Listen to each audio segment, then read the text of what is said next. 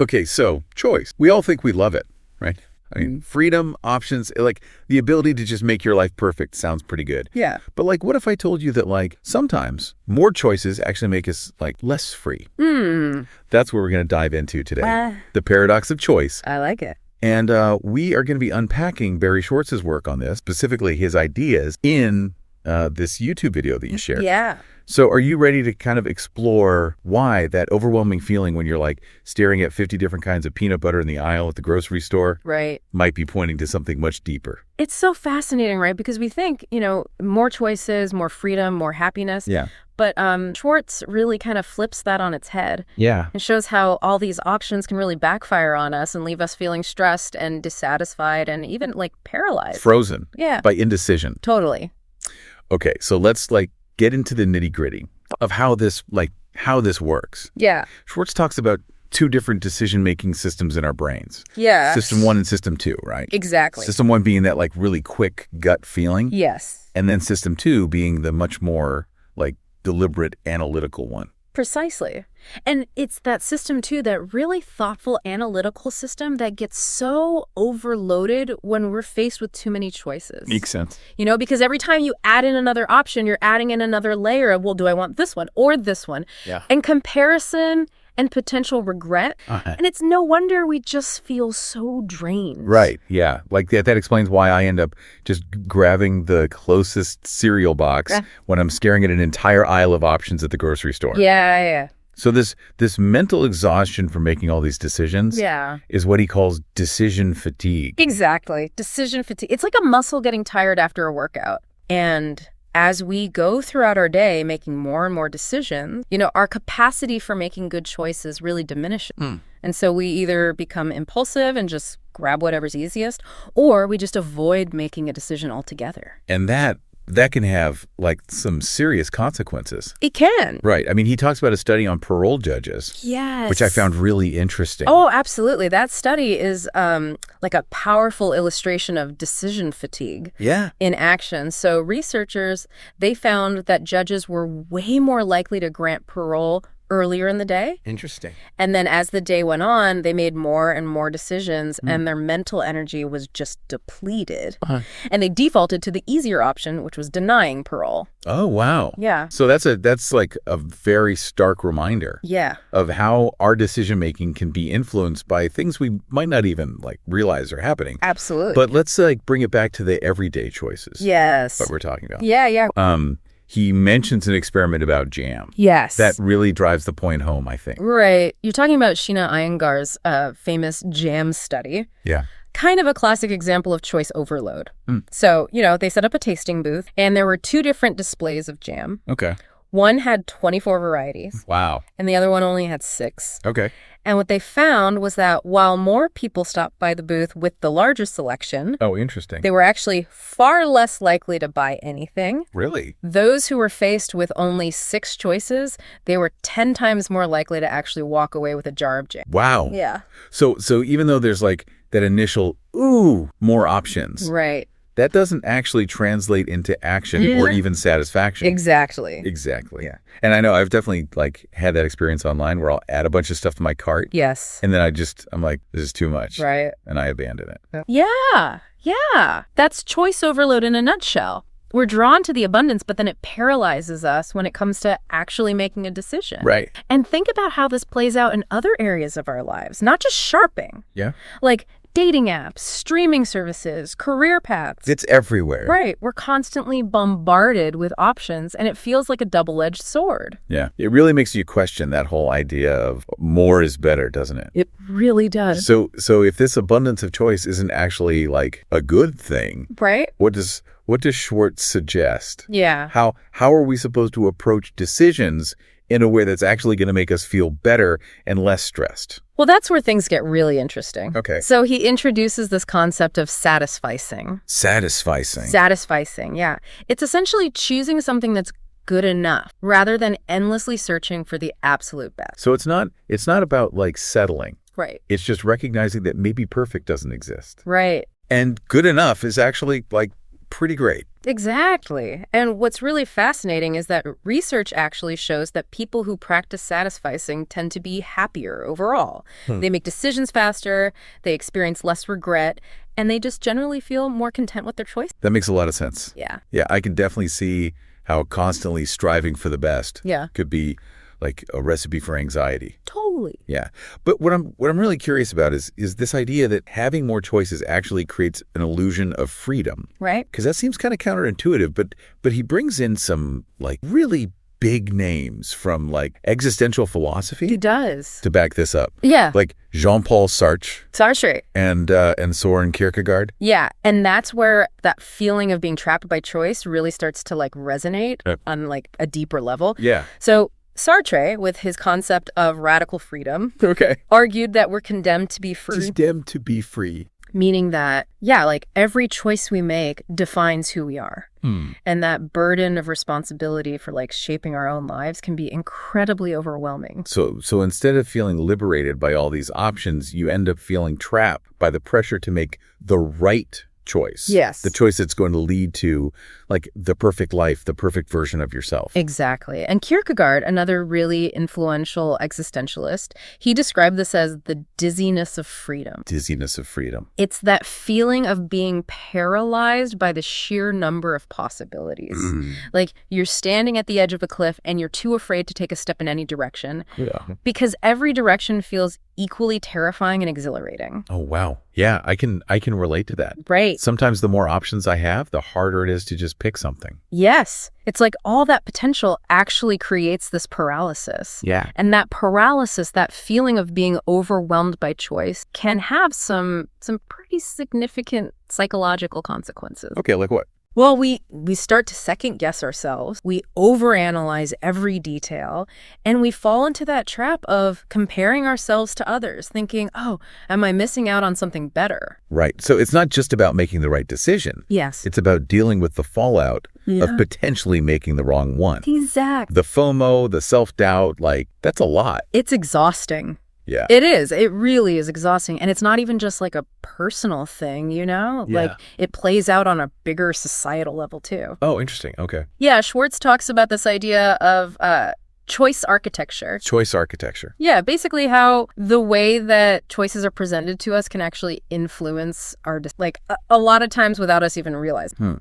Okay, so that's like the supermarkets that put all the candy bars right next to the checkout line. Exactly. Because they know you're tired and your willpower's low and you're going to, You're going to grab it. Yeah. Grab the Snickers. Yeah. That's a perfect example. It's about designing these environments, that nudge us towards certain choices. Oh, wow. And it's not just grocery stores. Yeah. Where else? Think about like subscription services, Oh. like the streaming platforms we were talking about. Yeah. They've got like these massive libraries of content, but they also use algorithms to give you personalized recommendations. Oh, for sure. Yeah, I totally rely on those. Yeah. Probably more than I should. Right. It's like they're kind of doing the choosing for us. Yeah.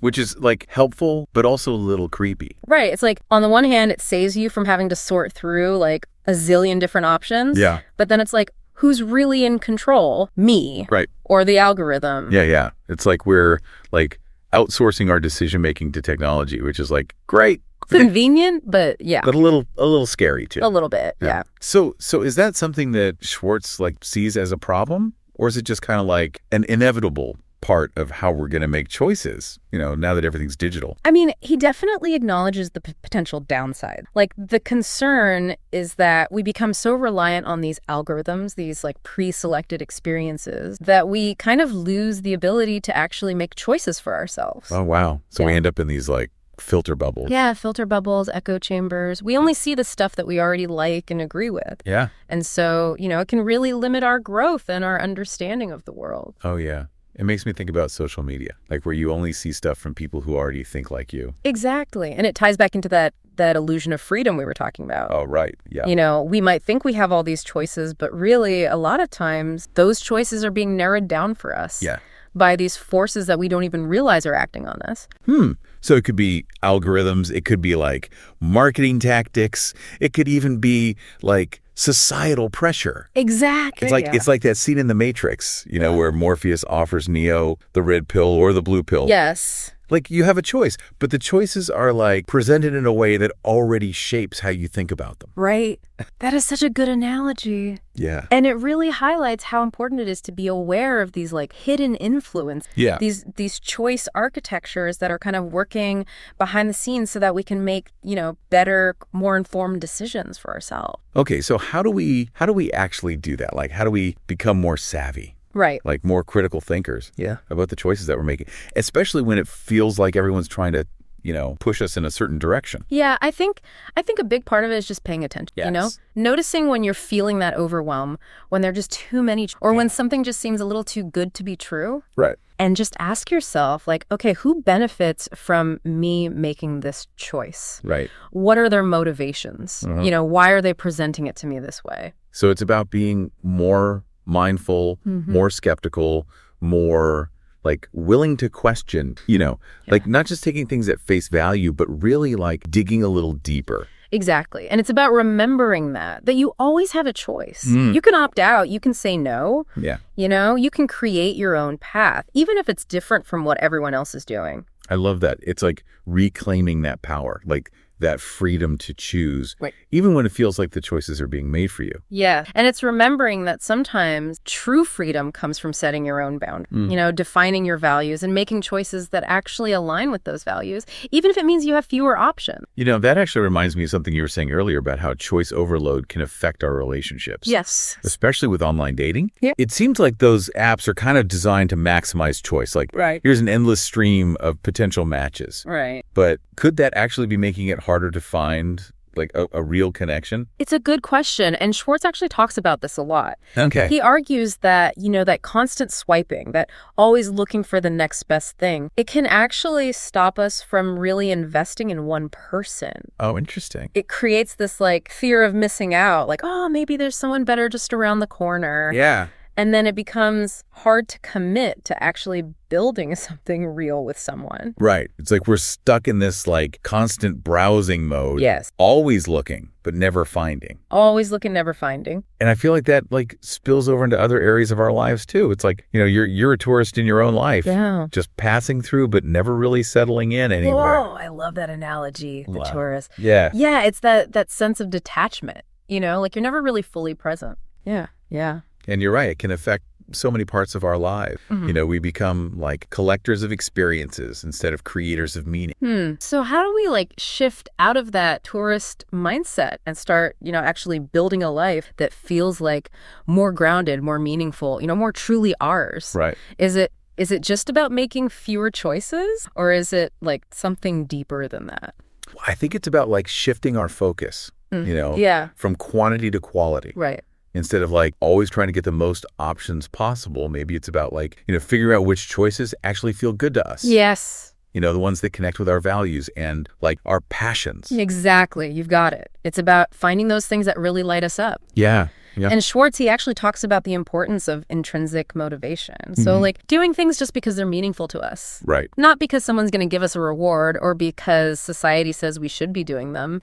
Right. Right. It's about like connecting with that inner compass. Yeah. Like what really feels right to you. Exactly. Like what's your calling? Yeah. And that makes me think about those people who just like seem to know what their purpose in life is. Yeah. They're not chasing trends or trying to impress anyone. They're just like doing their thing. Yes. And it's so inspiring, isn't it? Oh, totally. Like they're just on their own unique path. Yeah. And, we may not all have these big aha moments where everything suddenly becomes clear. Right. But we can kind of cultivate that same sense of purpose just by paying attention to what feels good. Yeah. What makes you happy? What makes you feel like you're making. Right. Even if it's a small difference. Here's a small difference. Yeah. So it's like, okay, first you got to figure out like what lights you up. Yeah. And then you start making choices that fit with that. Yes, you got it. It's about choosing quality over quantity, depth over breadth. And that's where commitment comes back into play. Okay. Because when you actually commit to something, when you really put your time and energy into it, you make space for meaning and purpose to kind of grow.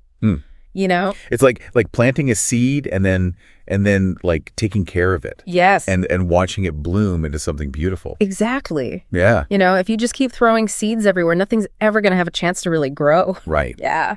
So Yeah. you have to pick something and then like really nurture it. Yeah, you got to nurture it. And it really speaks to the power of intentionality. You know, when you're really clear about what you want, about the kind of life you want to build, then you can start making choices that support that. Right. Even if it means letting go of some other things that might look appealing at first. Right.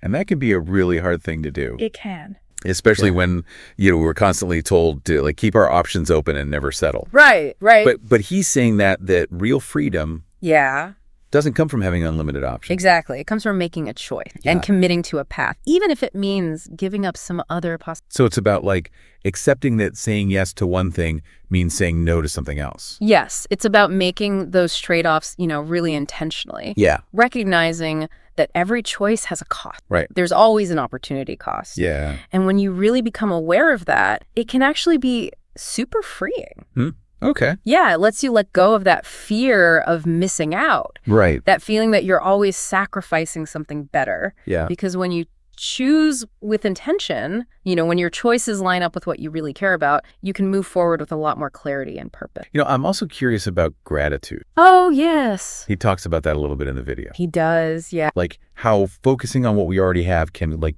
change how we see things. Totally. And help us feel better about where we're at. Yeah. Gratitude is like the perfect antidote to that feeling of, I don't have enough, or I'm not happy with what I have. Yeah. Which happens a lot when we're overwhelmed with choices. Right. So when you actually take the time to appreciate the good things in your life, the things that are meaningful to you, it shifts your focus away from what's missing and helps you feel more content. It's like you're training yourself to see the abundance, right? Yes. Not just like what you don't have. Exactly. And to like really savor the things that you do have. Yes, exactly. Instead of always like wanting more. Yeah.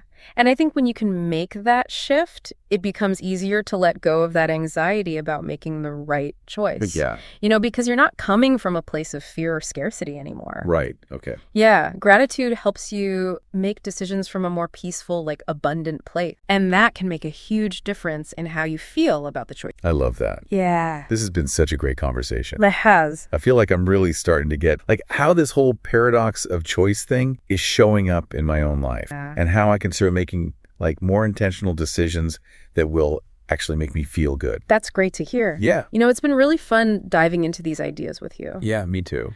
And I think the big takeaway here is that more choice doesn't equal more happiness. Right. You know, sometimes it can actually make us feel stuck. Yeah. But by simplifying things, figuring out what's really important, and being grateful for what we have, we can kind of escape that trap. Yeah. And create a life that feels more meaningful and joyful. So well said. That's like such an important message for everyone, I think. It is. So to our listener out there, we'll leave you with this. What's one area of your life where you're just like overwhelmed by choices? And what would happen if you like tried to simplify it a little, you know, make some space? Maybe something amazing would come out of it. Exactly. We'd love to hear your thoughts.